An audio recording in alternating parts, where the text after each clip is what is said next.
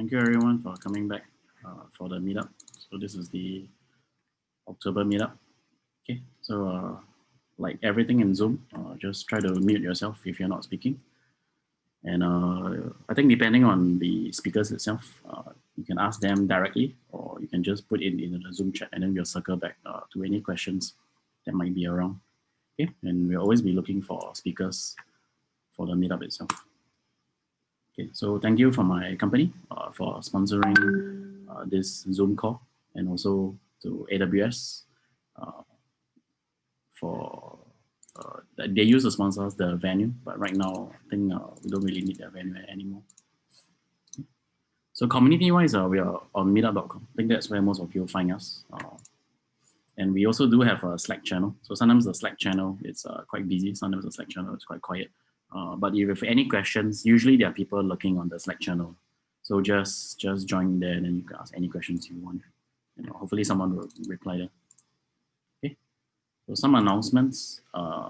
This month there's a few events. So on the AWS side, they're organizing this series of events called the AWS DevX Connect. Okay, so you can look out for these events, and usually they'll be bringing quite interesting speakers. So if you're looking more towards, kind of like the open events that Amazon used to organize for people to learn and stuff like that, this is the avenue right now for developers to connect with Amazon and learn new stuff. So look out for this event. It's happening in a few days' time. Okay, and the other one is we also do have an enterprise user group. Okay, and so the next one is on next month. You also usually have pretty interesting speakers. So if you're interested in any of the topics, just join them. Okay. And lastly, reInvent this year is going to go virtual. I think most of y'all should know this already. From what I've seen, they haven't opened up any signing up so far, but I think they will do it quite soon. I'm just hoping that whatever summit platform that they use is good, because all the ones that they used so far is horrible for those of you who have attended all the other related AWS events. So let's just hope they make this a lot better. Okay, so agenda for tonight, we have four speakers. They'll be in this order itself. Okay, so Kaushik will go first, I'll go second, Pradheepa, you will go third, and then Varun, you will go fourth. And then usually after the meetup itself, we will stay back to chat. If anyone, have your own beer or drink at home, right? Just feel free to just stay back and chat. We can chat about anything under the sun. Okay. If nothing else, then Kaushik, you can go first. Thank you, Steve. Let me share my screen. Confirm if you see that. I'm not sure which screen is being shared. Just give me a second.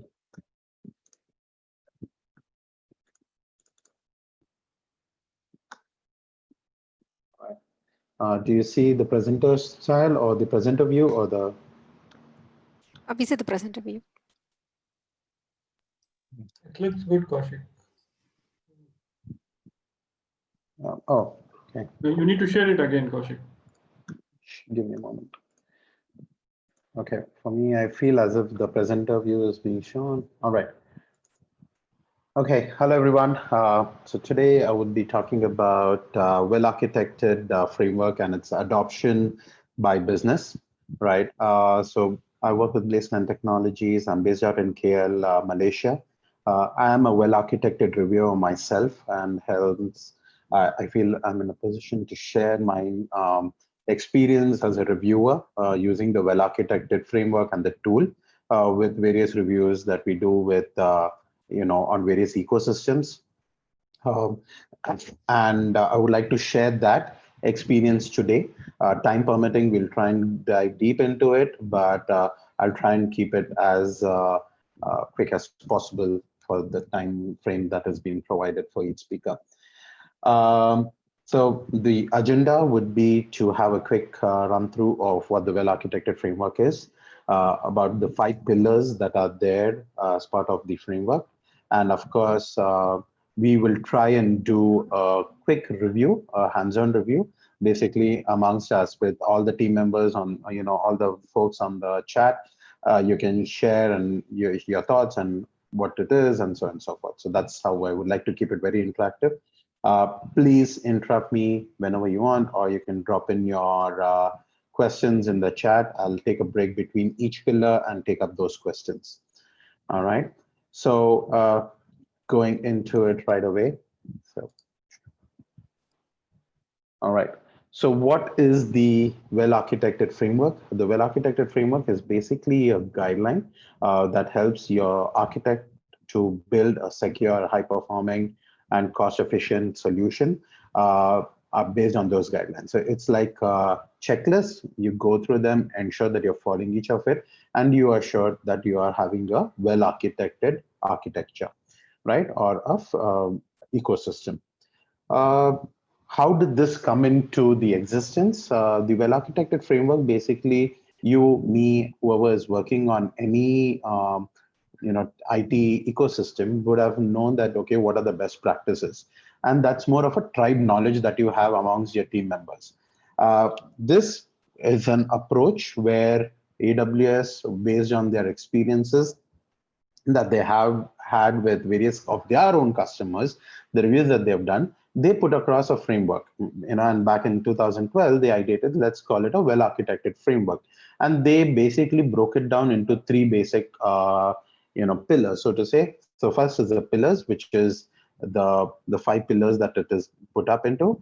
Then each of these pillars have design principles, which is basically your checklist, so to say, right? What is to be done, and which we will deep dive for at least 2 of those pillars, and the other 3 will cleanse through. And for each of these design principles, they have defined a questions, which is what constitutes to the well-architected tool, which is available on the console. So you go to your console, search for well-architected tool, and you'll find one that's a service provided by AWS, which has a list of questions in it, right? And that will help you to go through and do a review for your ecosystem in your company, in your own workload, and so on and so forth, right? Go and have a look at that. So that's what it is, and that's how the well-architected framework came into the picture. All said and done, but why would I want to apply a well-architected framework? So many of them would say, I'm doing everything well and good, but why do I need to adopt it? So in general, my point here would be that, when you do a well-architected review using the framework, there are a few things that you would get. First is learn and adapt AWS best practices, or in general, let me say best practices, because this is applicable across any CSPs or even your on-premise infrastructure. So this is a checklist that you can apply in a most generic way, right? But yes, AWS, as always, took the lead, and they pioneered the idea around it. So the other CSPs have also launched similar framework very recently, but AWS has gone way ahead to formalize it and make it part of the ecosystem, right? And also building the ecosystem like partners and others to do the reviews and so on and so forth. So that is the best practice. Next is, how do we mitigate risk while doing your ecosystem setup? So that's one.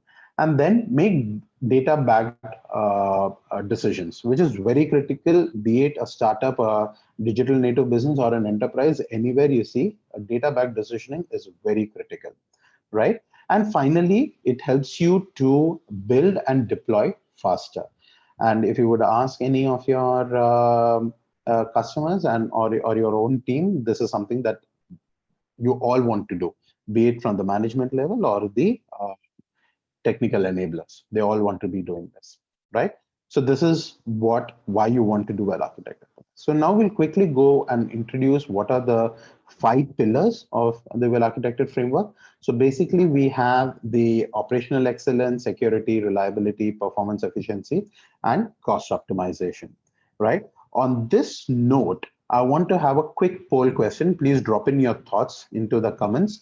I'll have a quick look. So which pillar is of most importance for your org, right? If you would have to say, this is the most important thing, what is it? If, can you put in your comments? Maybe I'll just follow through what those are. All right. So see, security, cost. Okay. There you go. Okay. And that's not surprising if you would see this, right? The most popular pillars are security and cost optimization. Go to any customer and everyone would say, this is the two pillars that I want to focus first, right? Because security is going to save costs at a later stage, and cost optimization, you want to reduce your operational costs as of today, right? All your OPEX costs, and you want to ensure your bottom line as a management, you want to keep it low.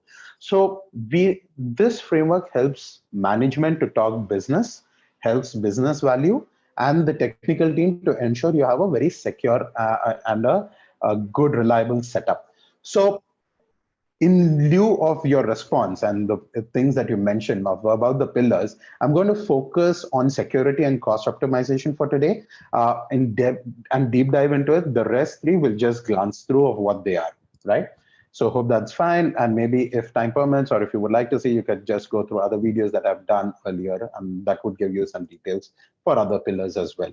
All right. So what are the design principles for cost optimization? We'll deep dive into each one of these listed here in detail, and how as a business you can adopt them. All right. So first thing is adopt a consumption model for cost optimization. So when I say consumption model, what would it mean, right? How do you see how you want to do it and adopt it? So very first thing is, how do you right size it, or doing that right sizing, which I mean, don't over provision or don't under provision, right? Being cloud and they have the capability to switch, ensure that you're right sizing and you have that cost optimized. Next is scheduling your non-critical resources. By this, what I mean is going and looking out for all non-prod, infrastructure. See, utilize tags, tag them as non-prod, and then try and schedule them to be switched off during non-working hours. After 7:30 in the evening, ensure that your non-prod servers are switched off if the team is not working on it. We can switch it off. So this way, you would save not more than 60% on your non-prod infrastructure costing if you do scheduled, scheduled stop and start. So as one of that. So these are the few things that enterprises can help adopt to reduce your cost. And next, all of this done, now you know what are the most intensively used resources. Now go and apply a logical entity of your savings plan on RI. It's just a logical entity identifying that, okay, these are the resources that I'm going to use at this extent. Go and apply a bulk discount that AWS gives you in the form of savings plan or reserved instances. So this is a consumption model adopting in at a org level. Next is measure overall efficiency. Why it is also, this is also will help you in the right sizing component, right? So first ensure that you're measuring cost for maintaining your workload. All of your workload, you have to understand that what is the dollar value that you're spending for maintaining and running it. And then finally, see what is the output that you're getting out of this entire business model, right? And that's what we have to do. So, right, so that's where we have to see that what is the business output of the workload, measure it, and ensure what the output is. The idea is to reduce the cost and increase the output, right? So these are the few points that I wanted to share. Beyond that, then we have analyze and attribute your expenditure. All right. So these are the few things that we'll have to see. How do you analyze and attribute them? First is ensure you're tagging and define a structure. Ensure that you tag them. You're able to identify all your resources. That's one. And then measure them. All of this will, if you would see, all ties back to the previous points that we spoke about. And then after measuring, ensure you are defining the ownership to it. When I say defining ownership, so that you are able to attribute which cost center is using what cost. This way, when you attribute a cost to and divide ownership, automatically people will try and use it in an optimal way. So there is a human factor to this as well, right? And more of to attribute what cost is happening where. Next, two design principles, which is more of self-explanatory, is stop spending money on data center operations. As you would know, this helps you reduce your capital expense, and you don't have to be guessing and doing guesswork there. You can just check that. And next, of course, is use managed services to reduce cost of ownership, which is in this case could be utilizing RDS instead of hosting your database on EC2, or even using other managed services, right, which is offered by AWS. This helps you to reduce your cost of ownership. So any questions on this, please put in. We'll run through them and we'll check through. So what are the best practices and the enablers? First is, to summarize it, expenditure awareness is something that you need to do. How do you enable yourself for expenditure awareness? Use tools like Cost Explorer and AWS budgets, right? Then you have cost-effective resources utilization. For that, ensure that you're using a savings plan, or if you're an enterprise support user, use trusted advisor, right? And why I mentioned AWS CloudFront is enabling your resource utilization in a cost-efficient manner. CloudFront is one more resource that you could use to ensure that accessibility is there, lower cost is enabled, and so on and so forth. So these are a few cost-effective resources. Next, matching supply and demand. As I said, you ensure that you're right sizing it and auto scaling and scheduling your infrastructure. And of course, as always, you're never going to be right because your ecosystem will keep evolving. Hence, you need to optimize over time. So ensure you're right sizing and always adopt newer features that will be available. This will help you to reduce costs and adopt and get better performances as well, right? So in summary, it is start small, periodical review to right size and adopt the technology, and then establish your costs by monitoring and analyzing, and finally automate and use your managed services, right? So these are the few things that, in summary, for the cost optimization pillar. If you have any questions, please add in, and then we'll see. Now we'll move on to the next pillar, which would be security pillar. Right? So the design principles for security pillar are these, and we'll run through them each one by one. But before I deep dive into it, I have one question for all again, have you ever heard about the shared responsibility model, right? For those new to this ecosystem, to understand this is something very critical, and I keep emphasizing on this. Maybe, you need to understand what are the main points here from a shared responsibility model perspective, right? So whatever is there on the data center, right, as they call it, security of the cloud is AWS's responsibility, right? Be it infrastructure, be it the hypervisor layer at their end, the network, everything is AWS's responsibility. But anything above that is your responsibility as a AWS service user.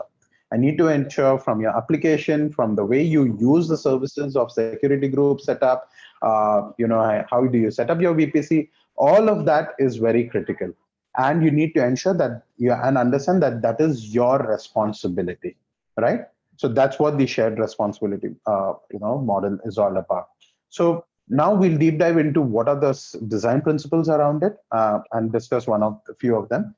So implement a strong identity foundation. When I say implement a strong identity foundation, ensure that you understand what accesses, who require what, segregate their duties, and provide least privileged access to them, right? Ensure that if you have a DBA, they have only DBA limited access.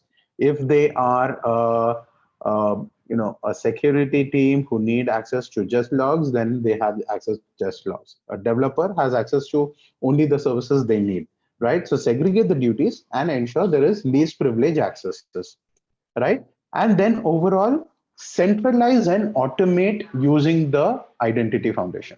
When I say that, it's either create a separate user account and then ensure that all the users are generated there, or link it back to your AD, where as soon as a new user comes in, based on the user group, automatically he's tagged to a IAM user group, and then he or she gets the required access.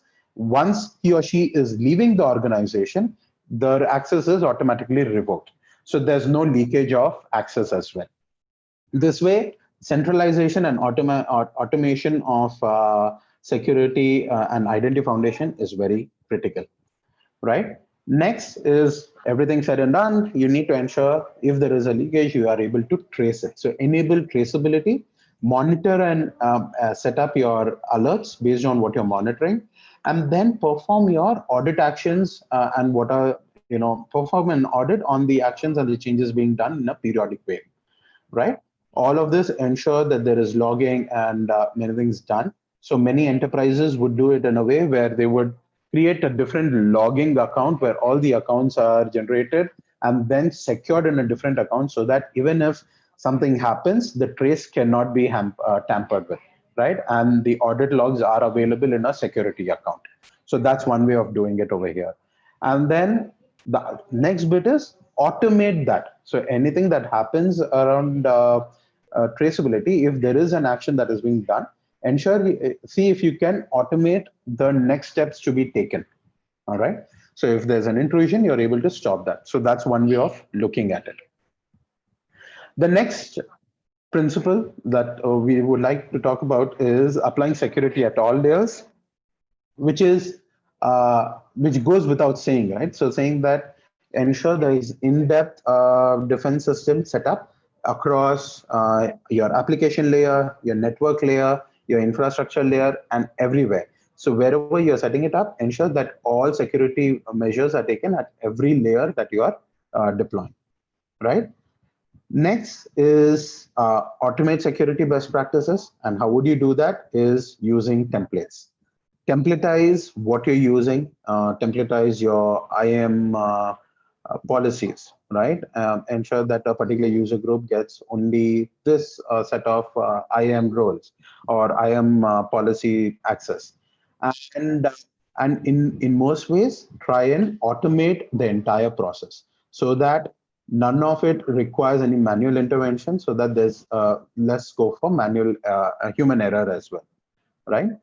And of course, the other three are very self-explanatory, and as I would call it, protect data in transit and at rest.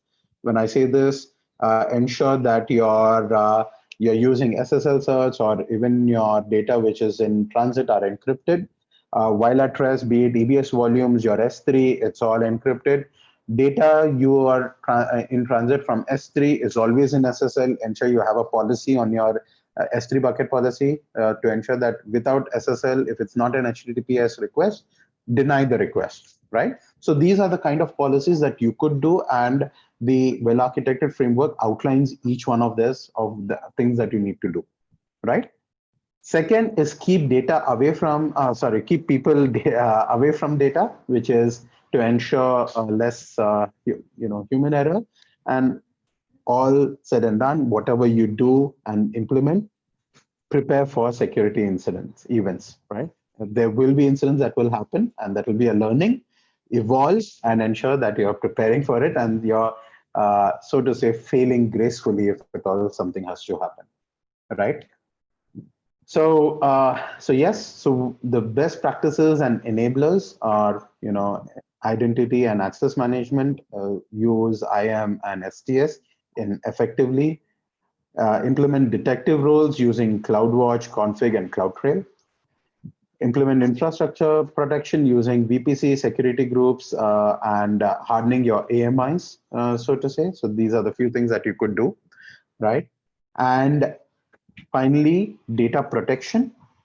When you're doing a data protection, ensure that you are using Certificate Manager, which is available for free. You're hardening your security groups. Your security groups are not open to the world, right, for the most exploitable ports, and ensure you have encryption at rest and in transit. And finally is incident response. Incident response, you could use tools like CloudWatch and EventBridge to track them. And finally, trigger your automation process using CloudFormation templates. So these are the few enablers that you could use, and I've pointed that out. So in summary, as you would all understand, is security is a day zero activity. When I say that, before starting out with your performance and all other discussions, ensure you're talking about security and you're tackling that aspect from all scenarios, for all scenarios. And even with a day zero activity, it's an ongoing activity, right? So it never ends. Ensure you have periodical reviews, security reviews for your ecosystem. And then again, cannot emphasize more on this, is being aware of the shared responsibility model. And if at all you're starting new, be sure of what this means and what all you need to take care about, right? And automate and templatize whatever you can in this scenario, and then prepare for the worst case scenario. So this was a deep dive into what we have. And this is what I would like to cover in these two things. I would like to take a time check here, Steve. How much time do I have, based on which I can either go to the hands-on, or I could just run through the other few pillars at a very high level? I think you should do the hands-on. Hands-on. All right. All right. For sure. For sure. Okay. So so basically we have the maybe if at all this is being recorded and will be available at a later stage. So these are the performance pillars, and maybe let me go the next 10 seconds, just run through what are the design principles so that we can review them at a later stage. And this one is for operational excellence pillar, which is the 5th pillar. And it is about how do we operate make everything as code and make small reversible changes. So very self-explanatory, and maybe once you go through the pillars, you would have an understanding of that as well. All right. So yeah, so these are the few resources that you could refer to. And the reason I put in link to your AWS Heroes and AWS APN Ambassadors is from an operation perspective, where you can reach out to them for help, and they would be more than happy to help you. You can find them on various AWS portals, and they are accessible, and you could use them for consulting and assisting you on these. Right? Okay. So this is a very generic exercise, but the reason why I do this is to give you a quick understanding of how you could run through this and do a review on your ecosystem. So what I would like you to do is, based on the pillars, maybe you can just focus on cost and security or operations as well, and give me few changes that you would do on the architecture diagram that I'm going to showcase. Right? We have an architecture diagram, and I have few details as to what is the configuration. If at all you have to make any changes, what would they be? You can just put it down in your comments, and we can discuss them through. All right. Okay, so we have an architecture where CPU utilization is 10% less. So as an architect, what would your suggestions be, right? There's a auto scaling config set up to min 1, max 2. All are in one account in 2 of the availability zones in a region where there are 3 availability zones. Instance review was done about 2 years ago, so the same instance has been running. Pricing plan is on on-demand instances. On-prem connectivity that you see here is over the internet for any access. And there is backups happening, but it's using automated backup using Lambda scripts, manual scripts written, custom scripts written, and hosted on Lambda. So if you have to make a change as an architect, what would those be? So let me bring this here maybe. Okay.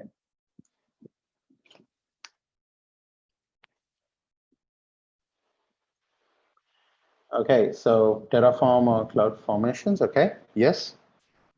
So is that a question? What would we use, Irakli? Sorry if I pronounced that right. Is that a question? what would you use, Terraform or CloudFormations? Okay, it was a question. So basically, CloudFormation or Terraform, from my experience, I would say is very specific to a customer or your organization need. You could use Terraform even if you are a single cloud user, but we have seen people or customers using our organizations using Terraform wherever they have an emphasis on multi-cloud, right? They have their environments across multiple cloud providers. That's where we have seen teams using Terraform. But wherever that's not the case, where team have been comfortable using CloudFormation. So that's my observation. In no way it suggests what is a better than the other. But yes, so that's the way organizations in the industry are viewing or comparing these two, right? All right. So a few other points is, okay, so basically you can use AWS tools, search for AWS simple tool set, simple icon set on Google, and you should get the link from AWS. They have a set of PPTs available for dark theme, bright theme, where you can create such, architecture diagram, and there are other tools that can automate them as well. And if I'm not wrong, there's another tool that was generated, released recently called Perspective, if I got that right, which generates a diagram based on your ecosystem if you already have them at a cost. Yeah. Okay. Yes. Yeah. So Rajan. So yes, on demand to reserved instances is one thing we could do. Of course, and there are a few more that would say is that's very well put. Barely, yes. NAT gateway is single point of failure. That's something that we could put across availability zones and all in one account. Yes. So I think there you go. So now you have a flavor of how to go through and understand the review. You all know what the best practices are. The only thing that the well-architected framework is going to help you with is to give you a structure to it. All of them have data, but it's never structured. So the well-architected tool helps you to do it in a structured way, ensure that you're following all the data points, and then you're mapping it through. So yes, so use VPNs. As I said, many people, I think till date in many sessions that I've done, only one person has come to me saying that instead of doing manual backups or custom scripts, why don't you use AWS backup, which is much more helpful. And about 3 to 4 weeks ago, they released a support for your Windows EBS volume backup as well, which you don't need to shut down your instance and so on and so forth, which was a limitation. And they are improving that service. So instead of doing your custom scripts, cost-effective and reliable solution is moving to a managed services of AWS backup. So these are the few things that we have. So thank you everyone for the comments and participating in this. So yeah, so I think just about 5 seconds, quick one, who we are, Blazeland as a company, we are across these regions. And yeah, feel free to reach out to me if you need to understand more about well-architected framework or anything else. Happy to take questions now and take this forward. Steve, over to you. I think we have time for 1 or 2 questions. Okay. Anyone? Either on the chat or on voice. Did I miss any questions before this? Okay. Yeah, looks like everyone is well architected already. Well Yeah, defined. hey, Kaushik, this is Shiva Yes, Shiva. from Singapore. Yeah, I just looked into your profile and then for page you mentioned you are a well-architected framework reviewer. Yeah, Okay. that's right. Is there any kind of recognition we need to get from AWS to become a AWS well-architected reviewer? Yes, so basically there's a well-architected partner program. Okay. If I may. So basically, which is for the partners, where we do certain number of reviews and we help customers to resolve high risk issues, medium risk issues, and then we become part of the program. And for me to be a well-architected reviewer, we need to have a professional solution architect certificate. So that's one requirement. And the other one is to go through a boot camp conducted by AWS for the partners, where they train us about the how to conduct the reviews, how do we do it, giving us use cases, what a customer face, and tackling them, and so on and so forth. So it's more of an understanding of the ecosystem. How do you do a review effectively and taking that forward? Oh, okay, awesome. So if you have any links or any details, can you please share it across? Sure. I think this would effectively give you details about the well-architected framework in itself. Okay. And for the partner program, you can just search for well-architected partners, and then you can search for a selective partner to do the reviews for you, if at all you're an organization looking for reviews to be done. Okay, cool. Yeah, thank you. I have a question. So from your experience, right, what's driving the demand for well-architected reviews? So, so now let's say to the current scenario. Earlier, it was all in a controlled way, right? And they did not have any processes in place. So I'm just giving you a scenario and then I'll answer your question. So basically, everyone were working from a particular office, select IP, whitelisted, everything said and done.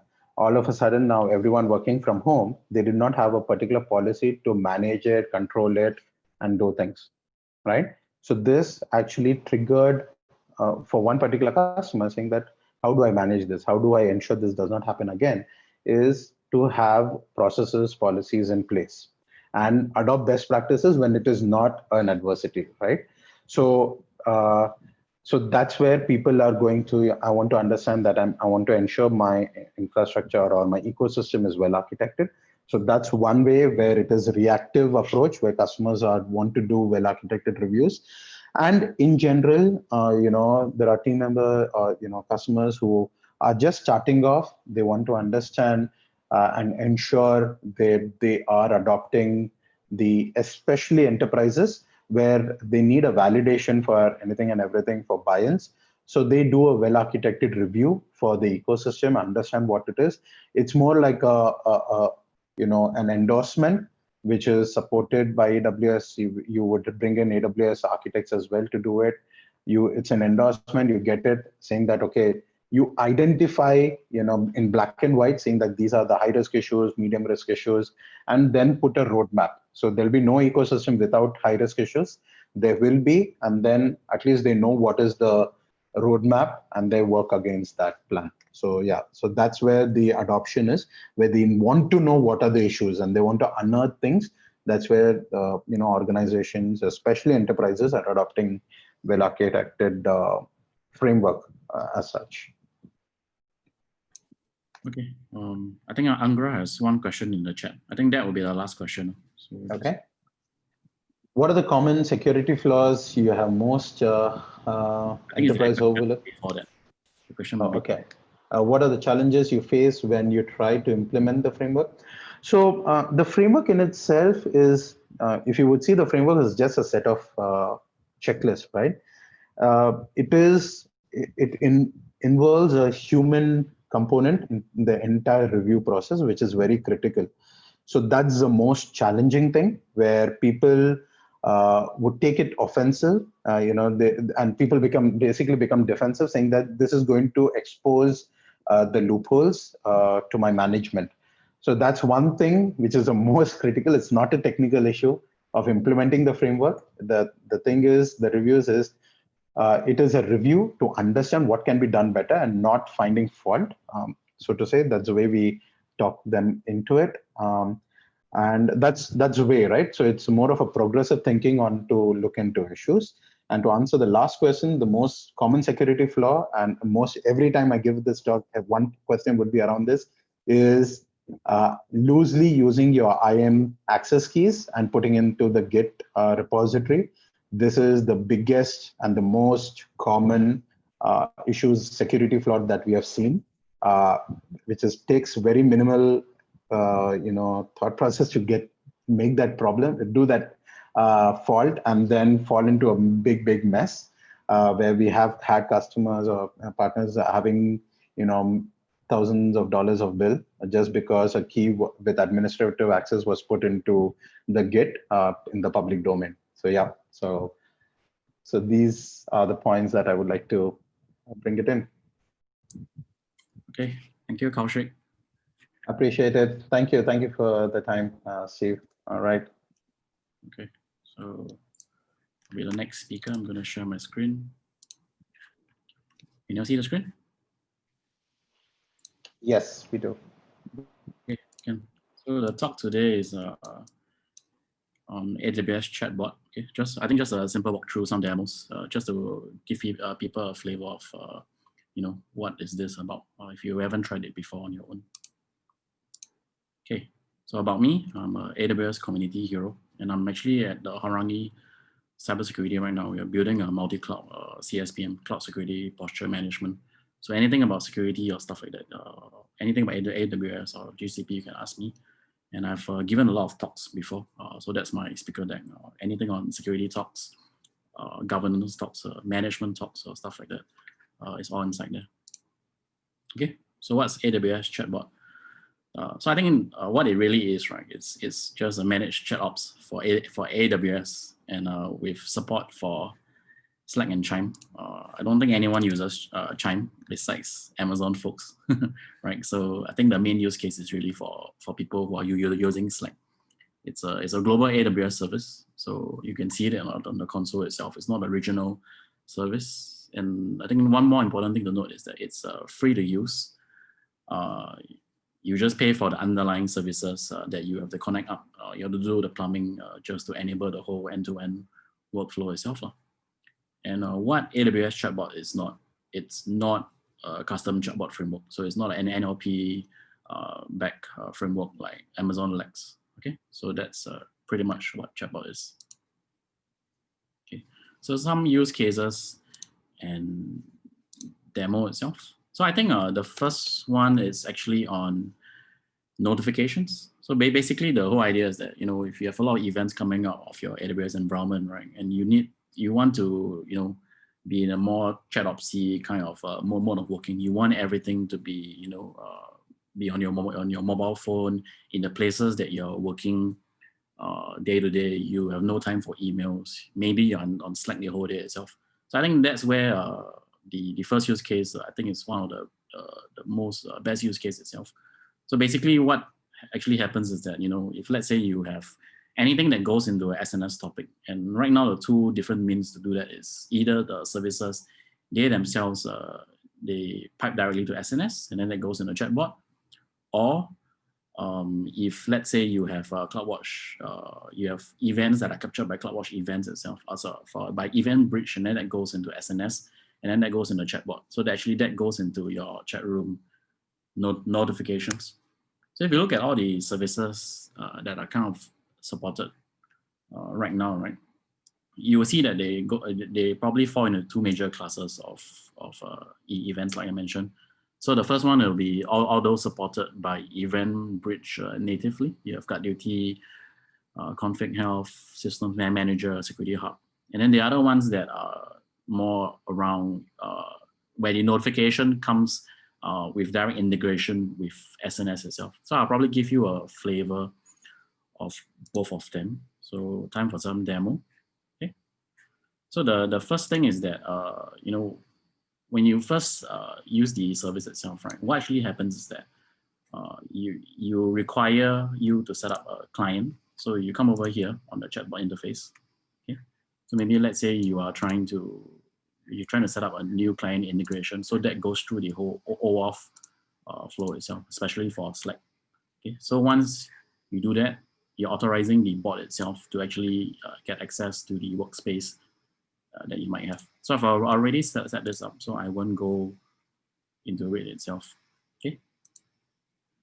Then the next thing is once you're done with this, right, then you realize, hey, now Slack has actually successfully authorized AWS Chatbot. So now you can actually start doing useful stuff to it yourself.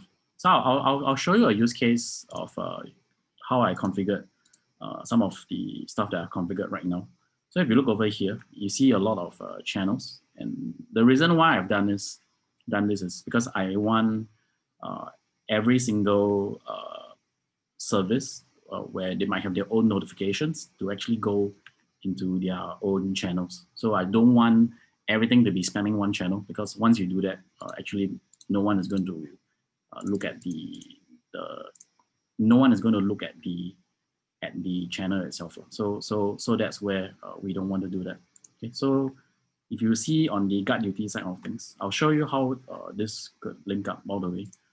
So remember I said there was an event bridge, and event bridge itself, under the default event bars, right, it actually captures, I think, all the events.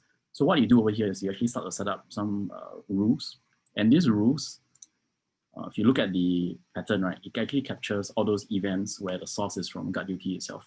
And then you pipe it out to an SNS topic, which I mentioned you need to create earlier itself. So over here on the SNS screen, it's just a very simple, you just create this topic. And then once you're done with this, you go on to say, configure a new channel, just to show you how it works. Okay, so maybe let's say you set this will be guard duty number 2. Okay, then over here you just see select, is it a public channel or a private channel? So the difference between both of them is that the public channel, you can actually list out what are the public channels that you have right now. Now on the private channel side, right, what you have to do is you actually have got to come over here, you copy the link. I think you copy the name or the link, and then after that you paste it here itself. Okay, so then this is where the bot actually knows where to actually direct messages to. Okay, and then you set up some permissions. I'll go into the permissions a bit later on. But the most important thing is that you need to actually consume, set up a subscription towards the SNS topic. Okay, so let's say if you have it over here, guard duty, and then you press configure. Okay, I've already have one configured already. So if you look at the configuration I have over here, it's exactly the same thing. It just pipes into a channel that I think in this case, I think it's a private channel, and I've already set us up to get all the guard duty logs. So once you're done with this, then I think more or less you're quite good in a good shape. So let's say if you wanted to just try this out, and I think this is one of the simplest ways to try out this particular whole end-to-end flow. Guard duty on its own, it actually has a very nice way to just generate a lot of. Wait, this is in Ohio. Okay, so it's in. Let me just move it to Singapore. So over here, I have a lot of findings so far. So you just go to settings, just generate sample findings. Okay, and then once you do that, give it a while, and hopefully you will come up a lot in the channels. Okay, so I think let's just give it some time, and then I'll come back to this later on. So besides guard duty, right, I've already integrated a few other event types, so you can just show you. Over here itself, you can see that I've actually have like things from system manager, if that's what you're interested in. Things like config, if you have config. Config itself, I think might be a bit too noisy, so just be careful what kind of messages you actually want to send it itself. You can actually configure the filtering of whatever you want to get at the event bridge level. Okay, health, I haven't gotten anything so far, but basically these are the ones that are kind of like the CloudWatch, the event bridge events itself. Okay, so 1, 2, 3, 4. Okay, now I'll show you the other one, which is like how would you do it for non-event bridge services and how it would look like. So one example would be, say, on the CloudWatch alarms itself. Let me see there any questions. I'll go to the questions later on. Okay, so on the CloudWatch events alarms itself, right? So this is an example of a particular service where it doesn't have that native event bridge integration. So over here, you have to, for every alarm, right, you got to set this up. Let me just go through the steps with you. Next. Okay, that sound in the background is basically all the notifications that's coming in the chat right now. And I'll just go through to that in a second.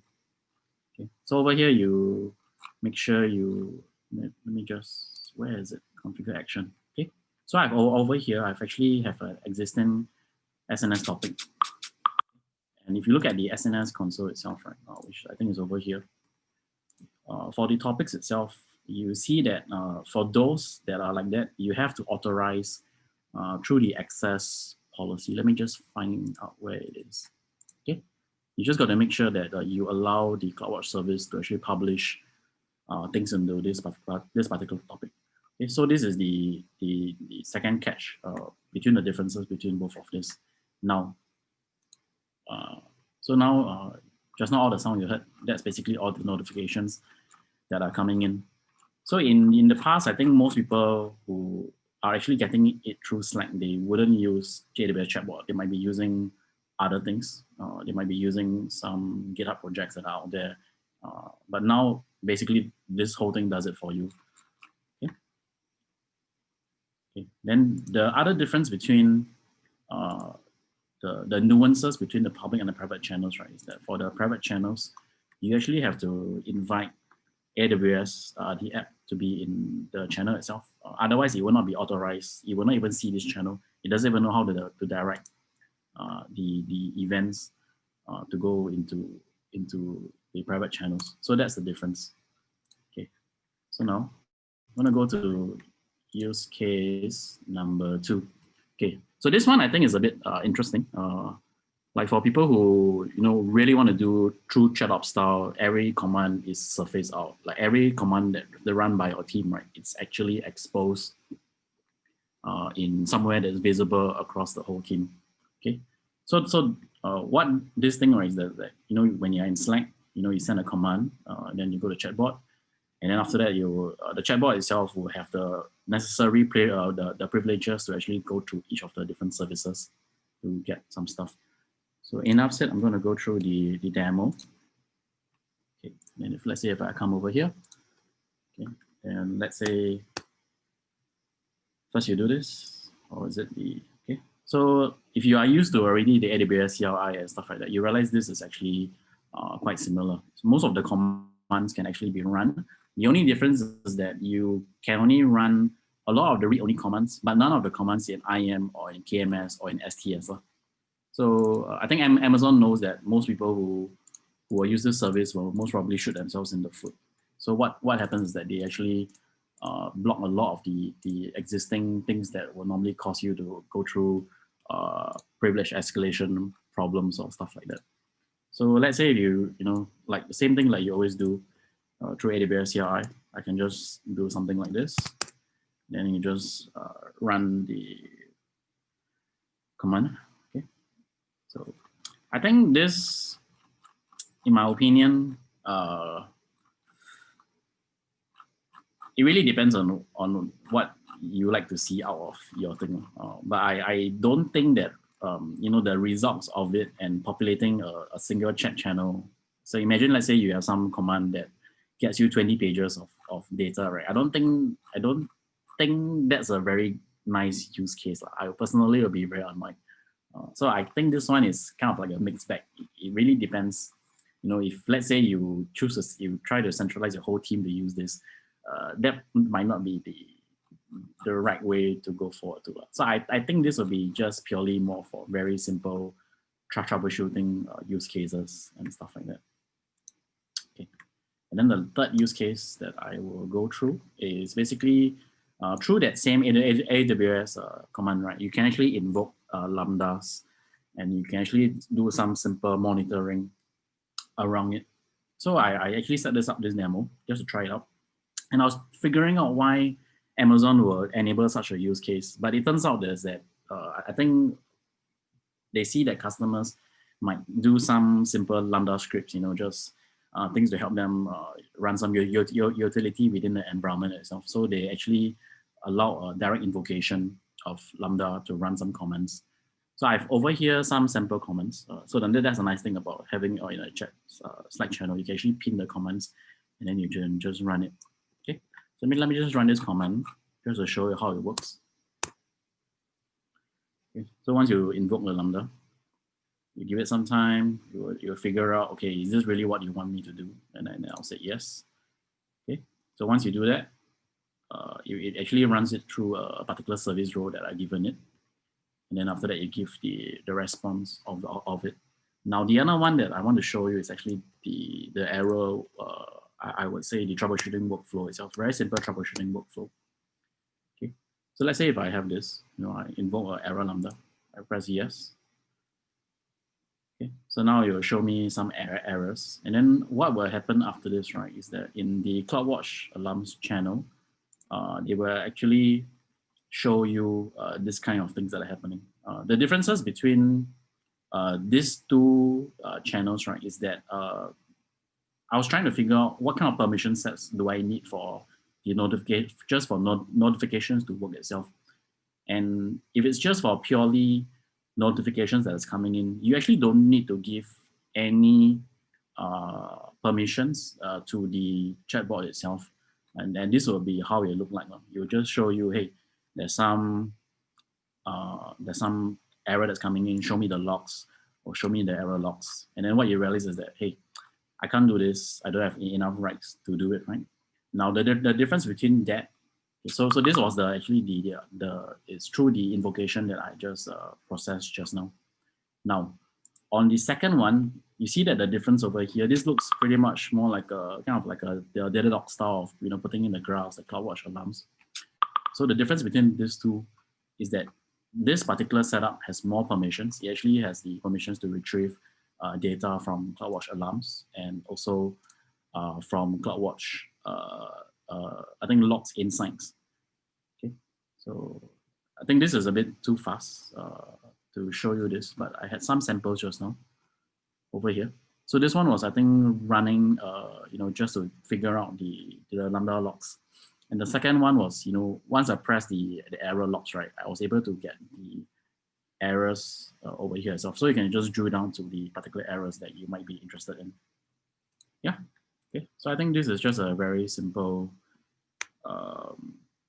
stuff. So I just want to wrap up the presentation. Just some calls. If you're going to depend on this for your production stuff, do note that it doesn't have an SLA like most other things on Amazon. So if you're expecting serious workflows, your whole enterprise depends on it, you might want to think twice. Okay. The other one would be, there's no API support right now. You can't provision a lot of things. You can't provision through Terraform. The CloudFormation support is terrible. It only supports one very not useful operation itself. I think there was just now a question about basically, how does it work for multiple accounts or multiple regions? So each client, right, actually can receive SNS topics from different regions itself. And then all of that can be consolidated into one particular channel configuration. And then that will go into one room. Now, I did a check of how you would do it on a multiple account basis. So on a multiple account basis, what they actually suggest, right, is that you have to use different clients connected to the same channel itself. So you must have different chatbots, AWS Chatbot set up in every single account. And then you just configure each one of them to all pipe into the same channel. I think that should work mostly for notifications. I can't see how that might work on the commands level. Okay, so that's the difference. And I think there could be a case to maybe bridge event bridges across multiple accounts to maybe get everything funneled into one single client configuration. But I haven't tried it for myself, and it probably will only work for the case of event bridge integrations. And the last thing is, once you start putting things like this out into the wild, you're actually extending your security parameter. So just make sure you consider security in mind. Like I think in most cases, especially if infrastructure or security folk, make sure you put it to private channels by default, and you have to watch this out very carefully. Okay, it's definitely not extendable, and yes, please do not put everything into one channel because no one will use this after that. Okay, some references I have. Okay, any questions so far?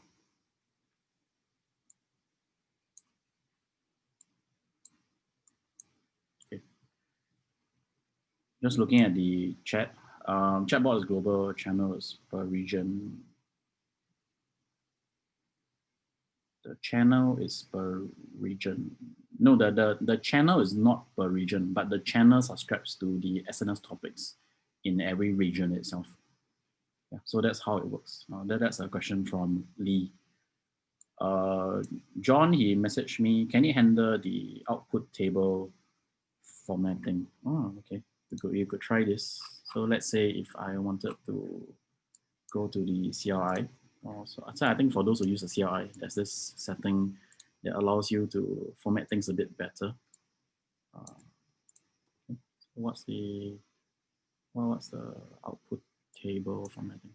Let's try this. I can't remember if this is the correct command. Okay, might not be. We gotta try it after this. Is there any request limit for this chatbot as we are querying AWS resources? I don't think so. I think the limits that you'll be exposed to is basically the whole chain.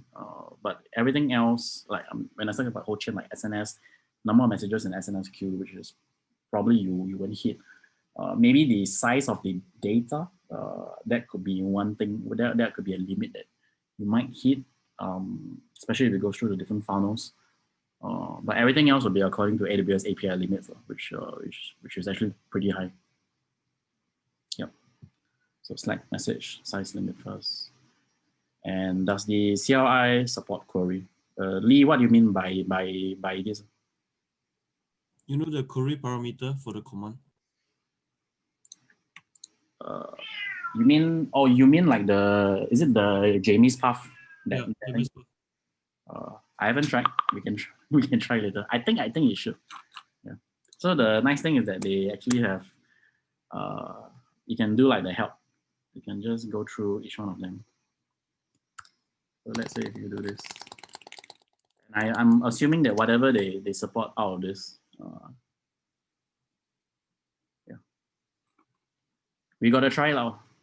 I'll try out later. Yeah, filters. So they have the filters portion, which I think should work. I think Any other questions? Quite useful. Any other questions? Yes, no? Okay. Thanks for listening.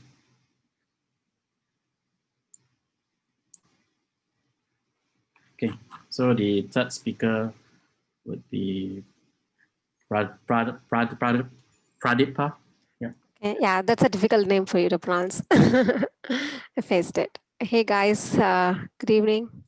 Let me start sharing my screen.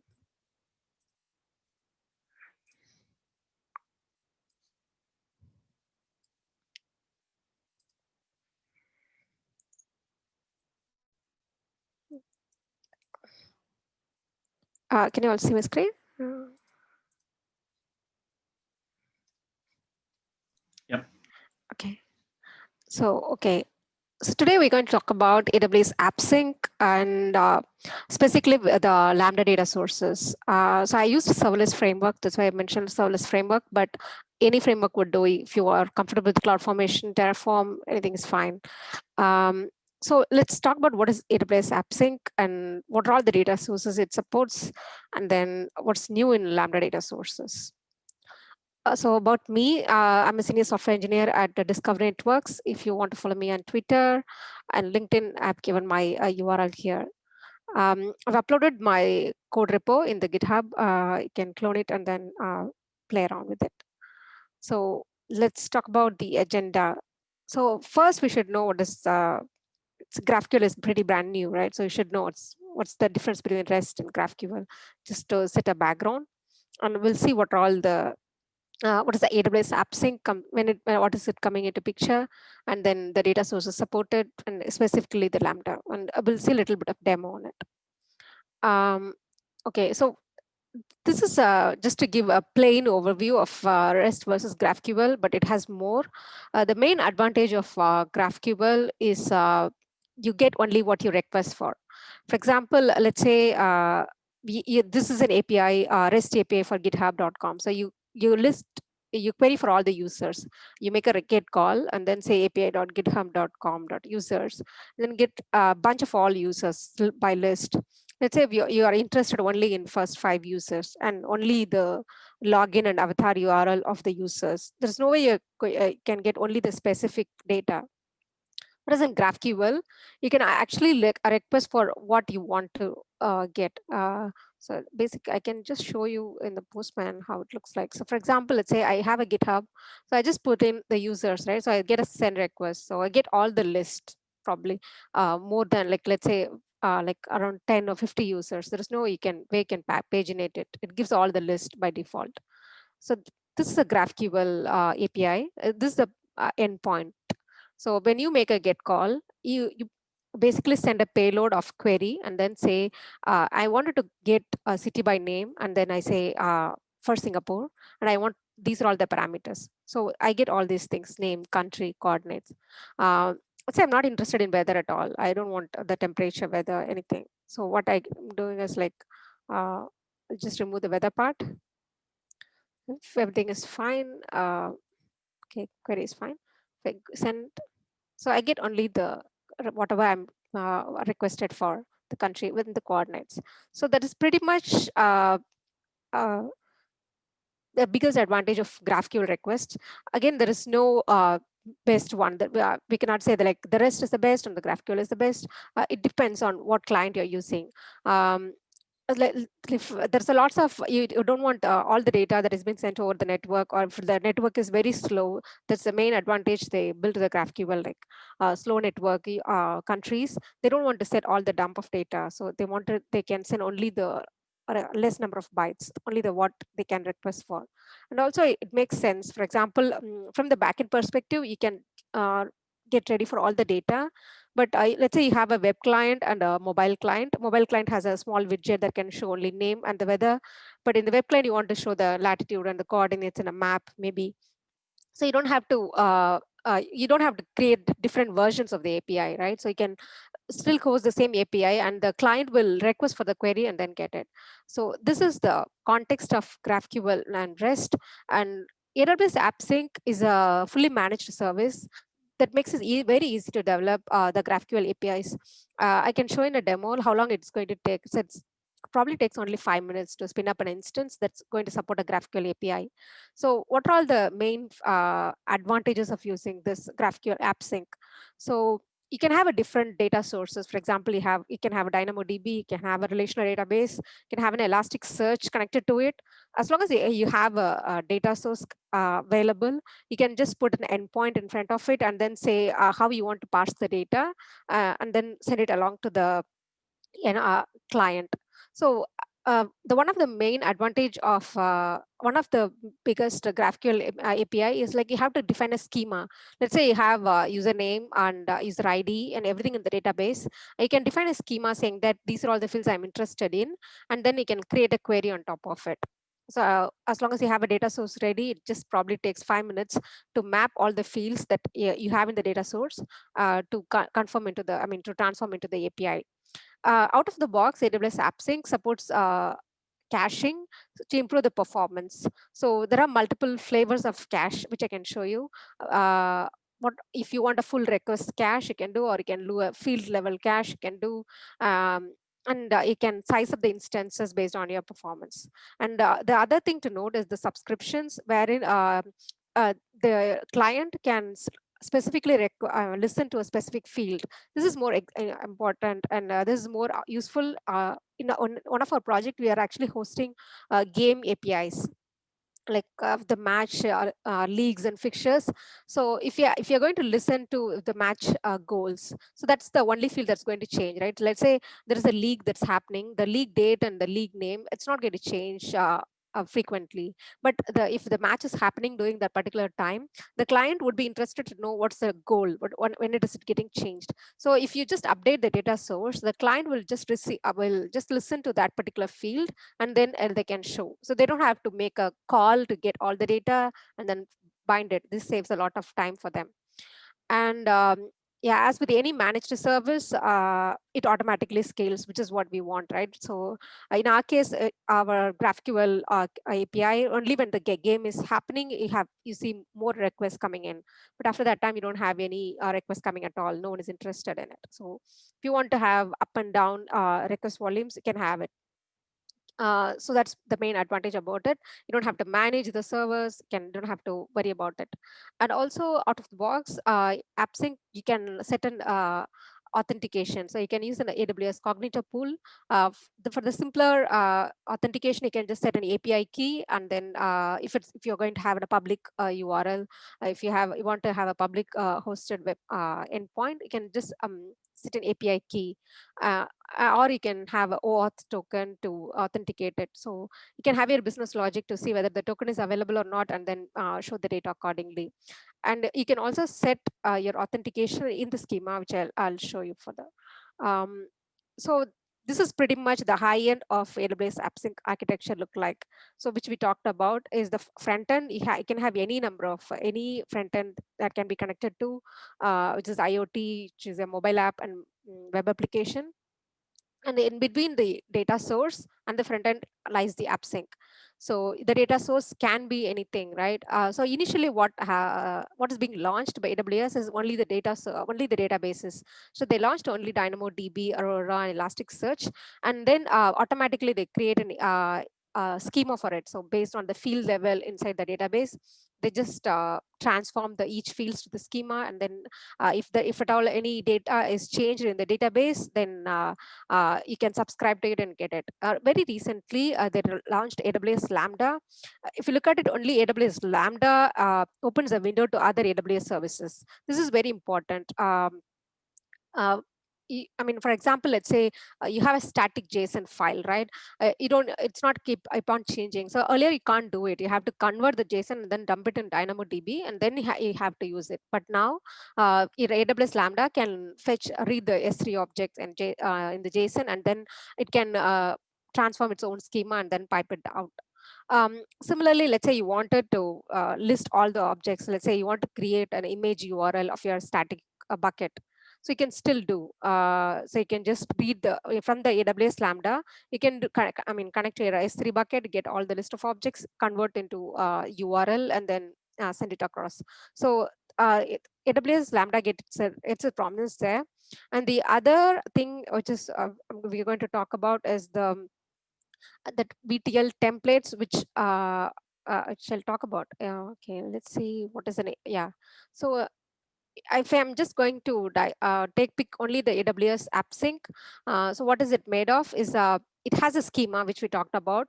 We have to define a schema which the front end and the back end has to talk to, which is not in the case of REST API. In REST API, you don't have to have an agreement with the back end. You can just query for the users and you get it. But here you have to define a schema and both of them have to agree on it. Otherwise, we'll get an error. So this resolver is what is a business logic. Let's say you have a DynamoDB, you have some data coming in. You wanted to process this data and massage this data, and then make it adhere to each fields and queries in the AWS AppSync schema. That's when the resolver come into picture.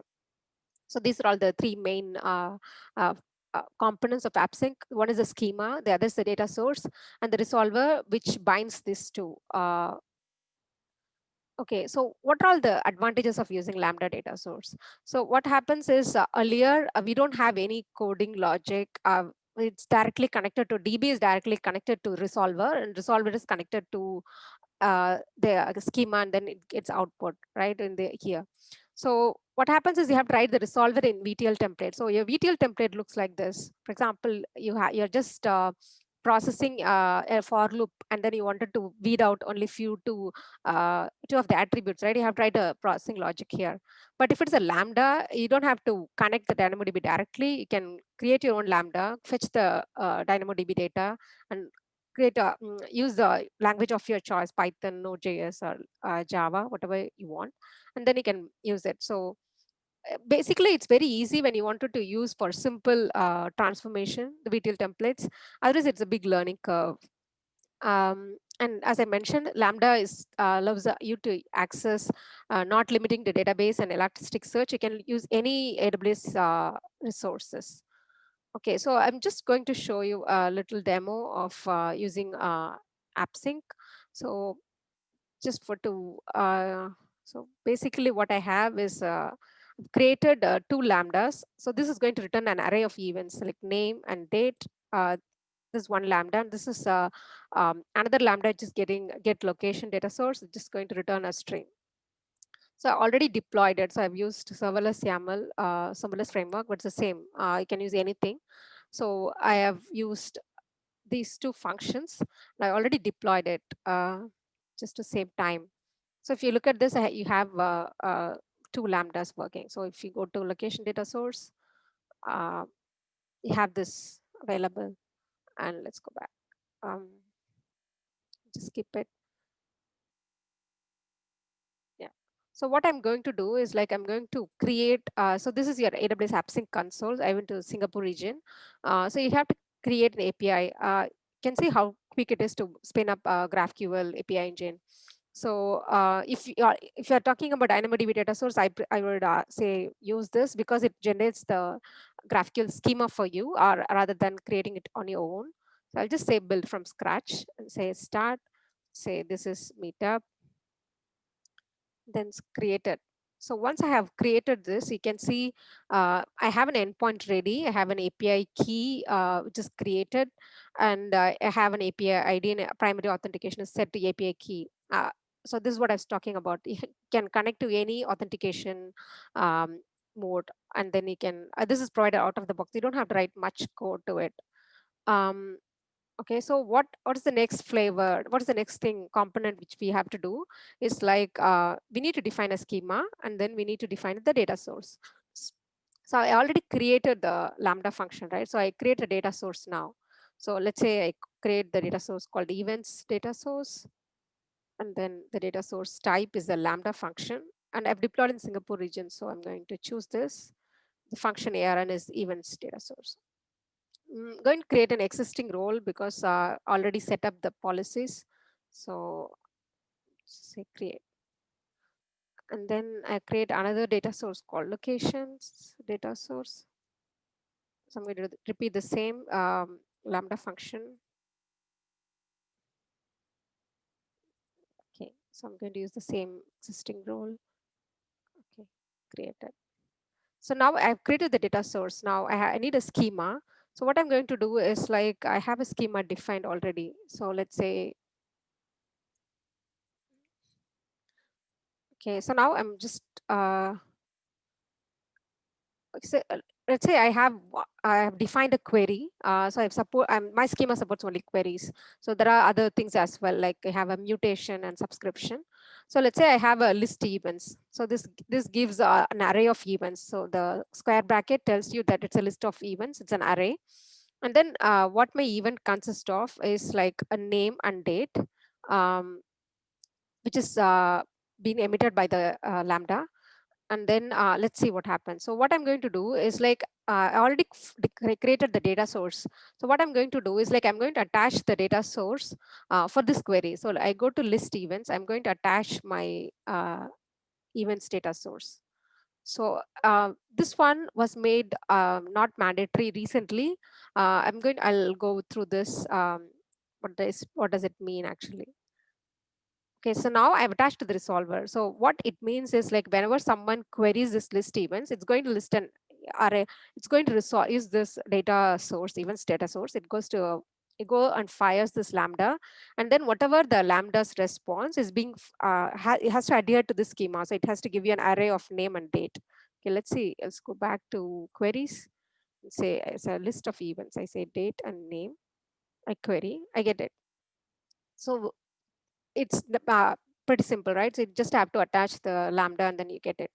And one more thing, what you can do is like, I have another data. So what we did now is like, we attach the query to the data source, right? So what I want to do is like, I want to create one more field called venue, which will be a string again.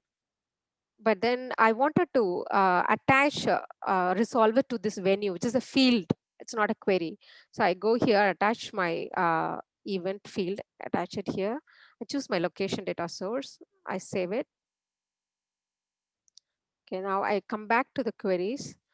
So it shows the venue here. Sometimes it takes, yeah, so it resolves, it calls the other Lambda. So it can have multiple. If you look at this, it's actually, it's not, it has two resolvers. So the date and name, it's coming from one resolver, and then venue is coming from another resolver. So if you come back here, right, so you can have multiple, if you look at this data structure, you can define a schema, but the fields and resolvers can be any of this thing or all of this thing. Just pretty much, just pretty easy, right? So you don't have to define about anything about it. You just have to connect each fields to the different data sources and the resolvers, and then it just appears here. One thing again I want to show is like how the validation is done out of the box. For example, let's say a schema, which I define this as a string. Now I go back and say it's an integer and save it. So now, okay, I'm not sure what's this. Okay, so now I've defined this name as an integer, but my data source, I know it's returning as a string. So if I query this, let's say name, it will return null value. And then it shows that expected type was int, but it was a string. So this error handling is done out of the box by the API engine. I don't have any, I don't have to do anything at all. So I go back and I change it to string. And the other one is like, you can do a validation check as well. For example, let's say I made the name as mandatory. An exclamation mark is called, tells that this name is a mandatory field. But if I go to the Lambda and say, I don't send name in one of the party, and then say I deploy it. So this Lambda does not have name, but my schema is expecting a name. So let's see what happens. Let me see. See, it says like, this is one of the advantage, right? So I have 3 fields coming in, but I get the partial output. I don't have to fail it. Only one of the field is not adhering to the schema. So it just fails there and then returns an error message, which is useful for us. You don't have to fail outright. But if you want, if you want to fail automatically, you can still handle it in your business logic. It's still possible. The one thing which I want to talk about more is the the other one which I want to talk about is the mapping templates, right? Okay, let's go back. Let's say I define another event, right?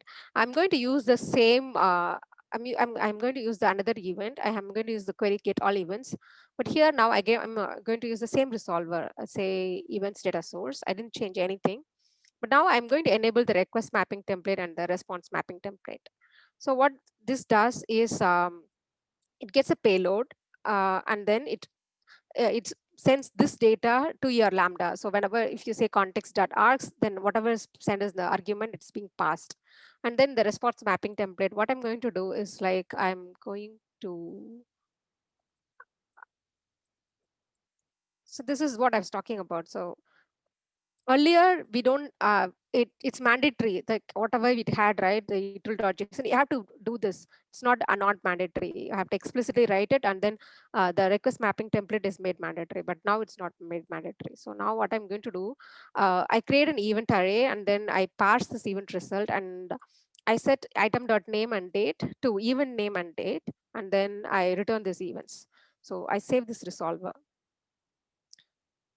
Now I go back to the query, and then let me see. I have attached the same resolver, but this has its own request mapping template. So what happens if I go to query and then I get all the events and event name and date? Okay, I'm not interested in list events. Let's remove this. So it pretty much returns the same thing. What is expected, right? It different attribute.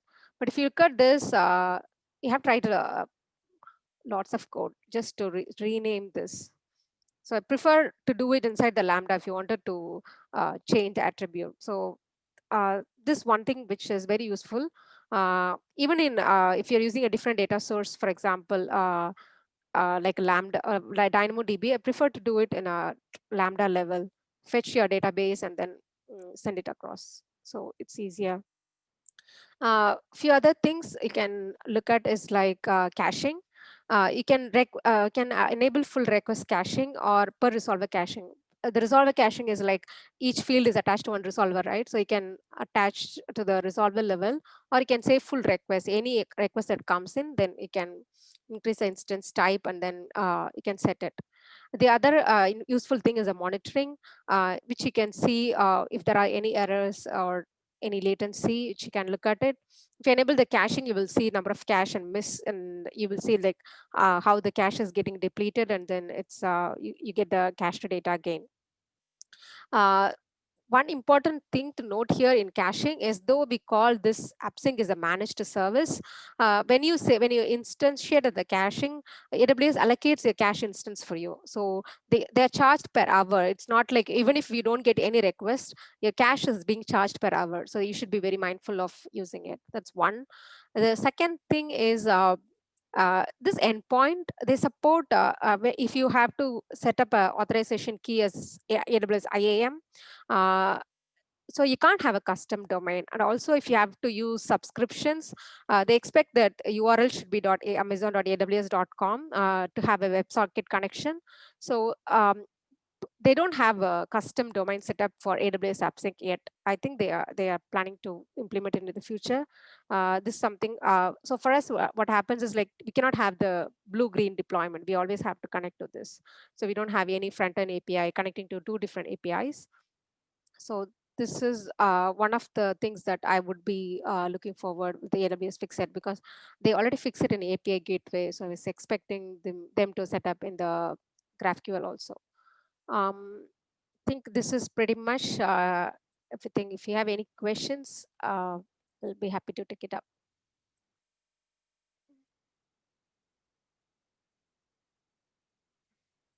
Okay, I'll look at the questions if I have. Hi, Vishnu here. Hey, hi, Vishnu. You mentioned the offline the capability, right? Yeah. Mostly the data store part, right? But like for the syncing part, one with the GraphQL APIs, you can just get the exact data what you want. But with the data store, the offline capabilities, we lose that control, right? So basically you whatever the GraphQL schema added, let's say for example you send a goal and you lost the network, right? So it's the same content which you have subscribed. It's not a new field, so you will still get the data. So only when you think it's worried about is like it's been stored offline, so you don't have to resend it. It's stored in the network, and then once you come online, then you get the data. So that's the advantage. okay, got it. Yeah.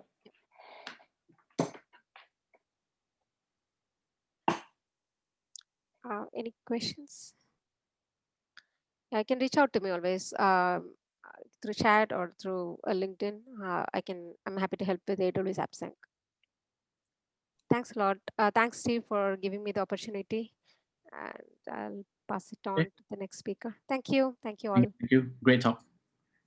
Okay. Next, we have Varun.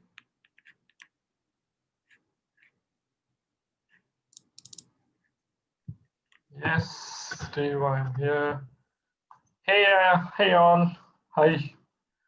Hope you're doing great. So, Steve, just let me know if my screen is visible to you.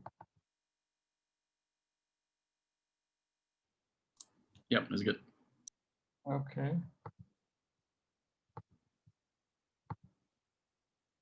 Just a moment. This Zoom is creating. Yeah, I think let's go. So guys, my name is Varun and I'm a senior consultant in Delight Consulting, Southeast Asia, as well as I'm a AWS APN ambassador too. And I have interest to write the white papers, and I'm a research scholar too. So I wrote a couple of papers in the IEEE, and my research area is virtualization as well as the hypervisor. So Theo, am I audible to you or everything audio? And yeah, okay, thanks. So I wrote a couple of blogs on Medium, so you can go ahead and if you want, if you have an interest in AWS and the DevOps, especially in DevOps, then you can visit my blogs over there, and you can find some DevSecOps things also. And moreover, I'm a global trainer for the cloud computing and the DevOps and DevSecOps. So for the freshers, fresh graduates, or for the corporate trainer. So below are my links in my LinkedIn, and you can visit my Medium, as well as you can reach out to me on Facebook, my Twitter, and I also have a YouTube channel where I can upload all my technical videos over there, right? So today, okay, and these are my qualifications. So basically I have a master degree in computer science and a couple of certification in AWS, right? The SA professional and all the associate, as well as the Ansible, Red Hat Ansible certified, right? So these are my recent experience, but I don't think so we have that much of time, so I'm just skipping this one. Okay, so today's topic is AWS Copilot overview, and it's a completely high level overview. I'm not going to demonstrate anything today because in last summit, I have explained and demonstrate about 30 to 40 minutes of the demonstration in the same user group. So today is overall idea to provide a high level overview of the AWS Copilot. So the people who know about the who is interested and who know about the container or the Docker or microservices. So the Copilot is the best tool for them in AWS, right? So let's go and deep dive. So what is Copilot? So typically Copilot is a command line tool through which you can utilize your containerization, your microservices, as well as your Elastic Container Services, through which you can create, you can manage, and you can delete your application, your pods, your entire infrastructure can be handled by the Copilot. So in this given diagram, let me minimize this image. Yeah, in the given diagram, so these are the okay.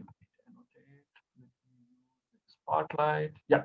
So this is the AWS Elastic Container Service, which contain the AWS Fargate cluster. Fargate is nothing but an EC2 instance, which is managed by the Amazon, something like the RDS, okay, and in which you can run your container or Docker images. And then this is the entire service. If you are familiar with the kubectl or the Kubernetes, so this is the same services utilized by the Elastic Container Service, where your pods or your container can be run over there, the ECS task. So in Elastic Container Service, which is ECS, the pods is known as a task. So any developer can utilize their own CLI, own computer. Likewise, Pradheepa showed their system, right? So same thing, you can run and install the AWS Copilot, and if you can initialize the Copilot thing, the entire infrastructure would be created, the Fargate cluster would be created, and the container services can run the task over there. So this is how the Copilot comes in the picture to give a challenge to the Kubernetes services. That's my version. Might be I'm right, might be I'm wrong, right? So let's move forward to the next slide. And this is how I can define the Copilot while using the Copilot, before using the Copilot and after using the Copilot. So here you can see a shiny sun you can see inside the cabinet of your Boeing.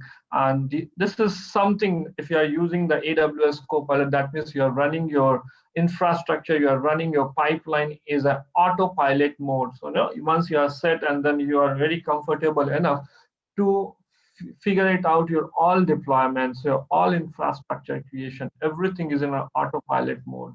So yeah, this is one of the related Copilot picture. I have put it over there. So let's go to the next one.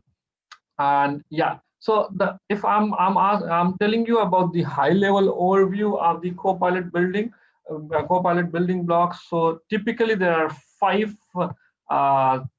segregation. I have segregated in the 5 things, which is services, the environment, the application, pipelines, and manifest file. So the manifest file is utilized by all 4 services, all 4 building blocks. Whenever you are creating the svc.init, it will create a manifest file.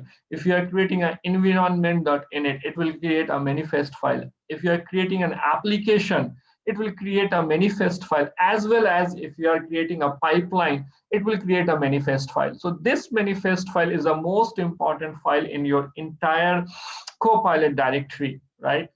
So let's go one by one, and I'm giving you the high level overview over here.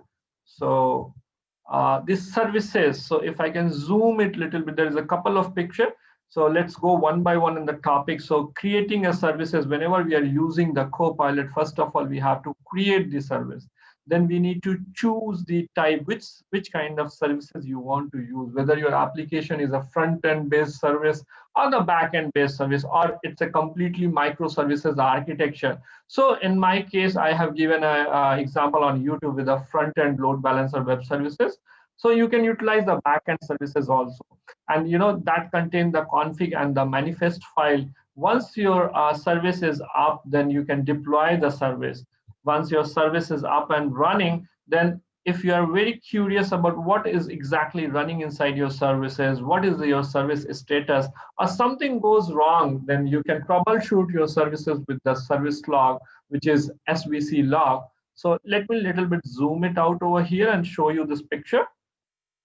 So this is the front-end service example, as this is a AWS VPC and subnets, and here is a application load balancer. Then behind the application load balancer, we have a listener rule, then the target group, and then we can balance the load. So this is a typical example of front-end services. Similarly, we do have a back-end services, where the back-end services completely managed by the service discovery. And if you do not know about the service discovery, you can just go through the Route 53. So it's completely managed by the Route 53 and service discovery, and rest of the part in infrastructure, VPC and subnet are the same, right? So let me zoom in. Yeah.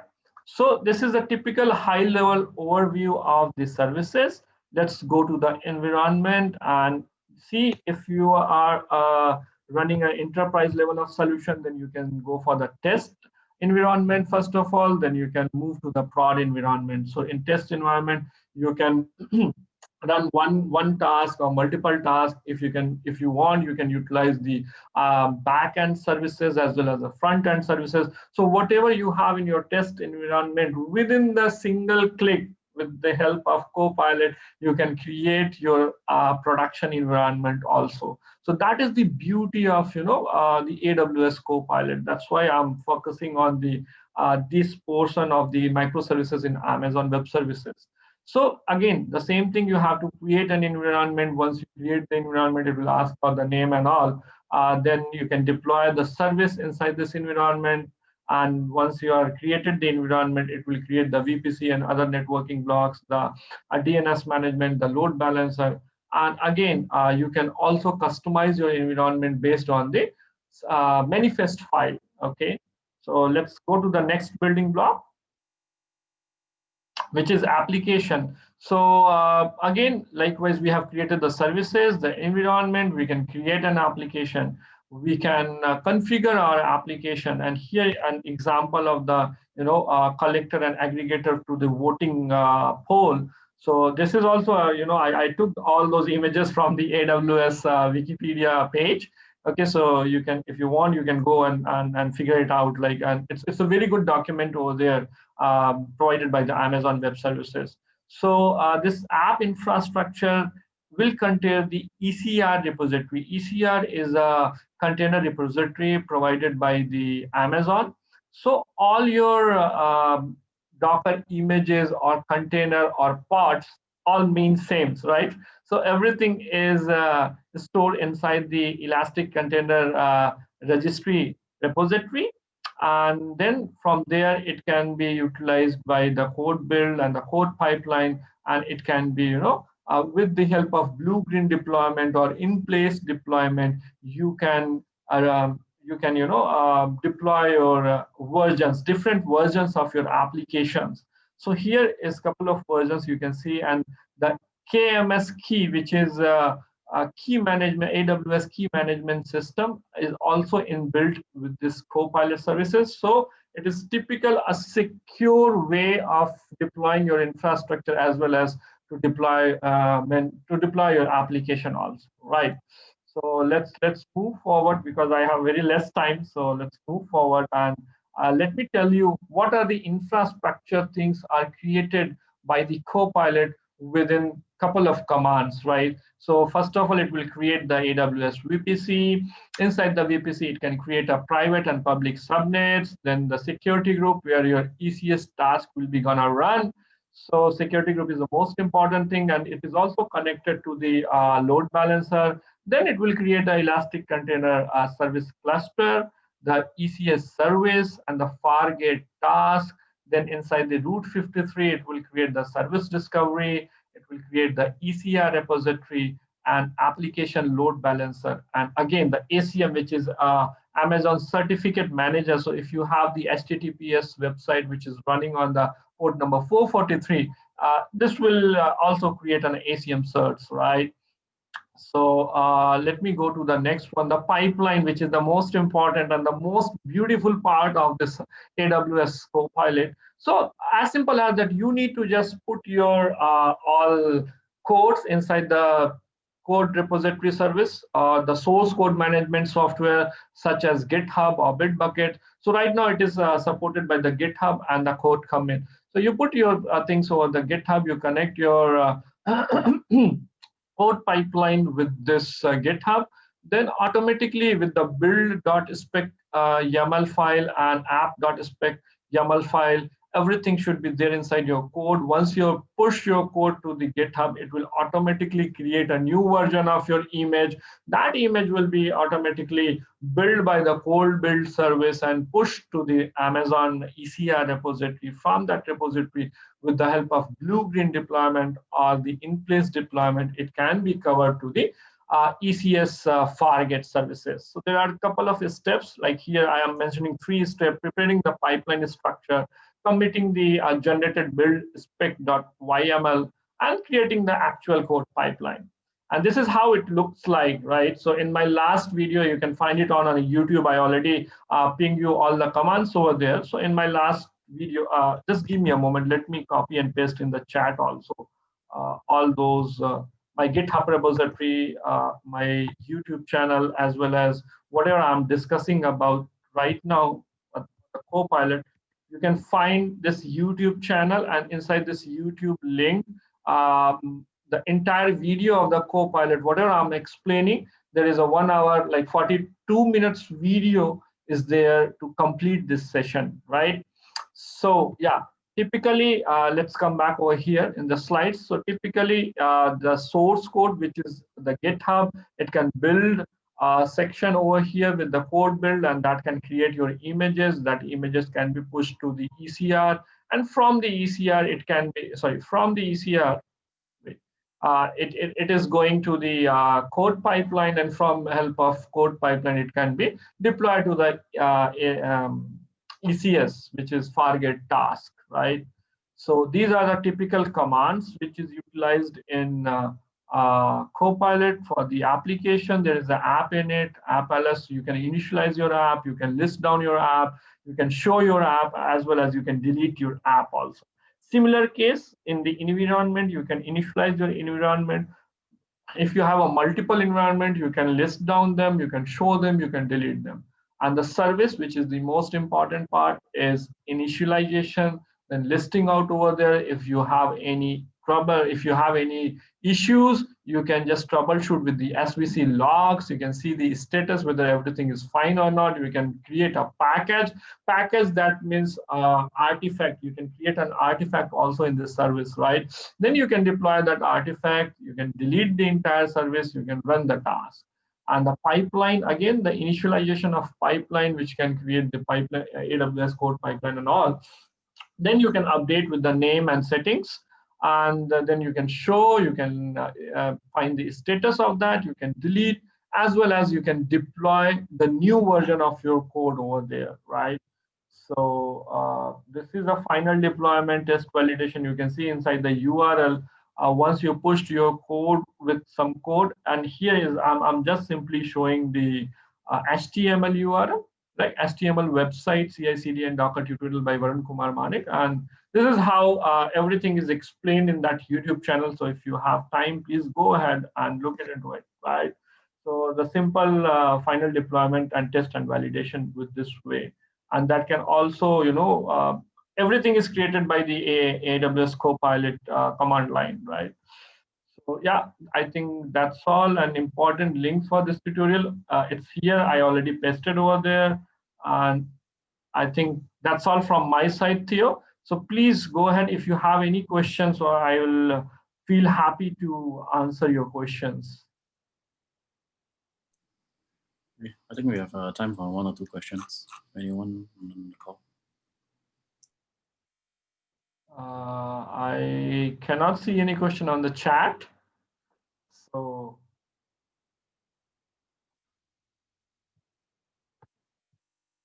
then I'm good at my time. I think I told you, Theo, it's a 15-minute drive. So I think my 15-minute is over. And if there is no question, thank you all, and thank you, Steve, to providing me this platform to speak and share my knowledge, and to connect with you guys. So yeah, thanks a lot. Thanks everybody. Okay, thank you, Varun. Okay. Just to let you know, just give me a moment. Guys, if you are there, right? So let me show you my YouTube channel. This is my YouTube channel, right? The code pipeline demo. If you are interested, please go ahead and subscribe my channel. At least I can subscribe my channel, like this video, and there are a lot more videos to come. And the name of this YouTube channel is Manik Cloud. Okay, and here you can find my Medium blog. So if you can click on this link, this is the Medium blog. Each and every single step of the Copilot Copilot distribution, it is here, right? About the Copilot, what is the architecture, what are the prerequisites over here, right? How, if you don't know anything about the Docker, right? I have already given you the example and the basics of Docker. You can go ahead and run one by one, copy and paste it. And there is a video I have created 5 to 10 minute videos also. There is a 3 video part, and this is how once you run the Copilot init command, it looks like that in the terminal, right? And these are the things which is created by a Copilot. Then this is the something looks like the Copilot app, right? And once the app is done, then services is look like this. Okay, my battery is low. Give me a moment.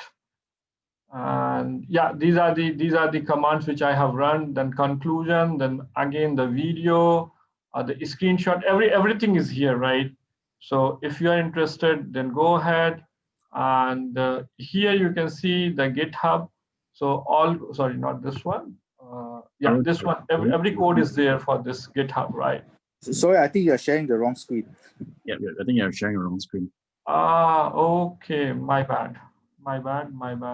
I think as long as you give people the links, they should be able to visit on their own. Okay. Is it visible, guys? Just give me. Now it is. It's a YouTube. Yes, now it's YouTube.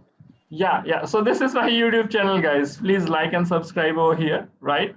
And this is my blog where I have explained each and everything about the Copilots, right? Everything in detail. And all the things which is there inside the GitHub, it's already there. You can just clone this repository and utilize in your project. And yeah, this is more on my LinkedIn. So if anybody wanted to connect me on LinkedIn, please connect me on LinkedIn. So yeah, that's all, guys. That's all from my side. Please, Steve, go ahead and start your networking part if there is no question. Okay, I think that ends the meetup. So for those who want to stay back, just stay back on the Zoom call, and we'll just catch up. Okay. If not, I will see the rest of y'all then. I'm gonna stop the recording now.